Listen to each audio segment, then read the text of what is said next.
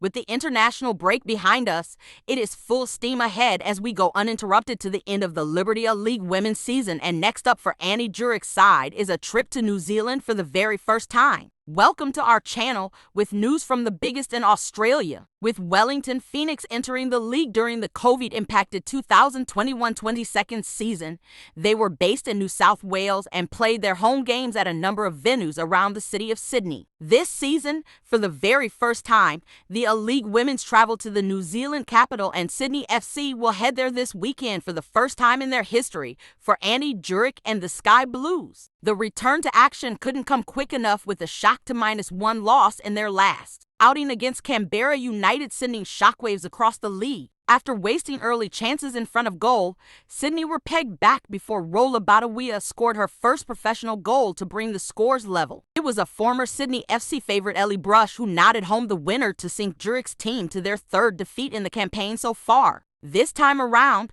the Sky Blues will be boosted by the return of Mackenzie Hawkesby after she missed the Canberra fixture due to suspension. Also in the front half of the field, Courtney Vine has really impressed with the Matildas, scoring a beautiful goal against Spain in the Cup of Nations. That had fans across the world marveling at the technique. With the winger beginning to find her feet in the Liberty League once more, Ante Juric will be hoping she can replicate that form in Auckland this weekend, with a number of the squad also coming off the back of a camp with the young Matildas. Sydney FC will be looking to hit the ground running against a team they have only met twice previously. Wellington Phoenix come into this clash against Sydney FC with a number of their players receiving representative honors with the Football Ferns during the recent international window.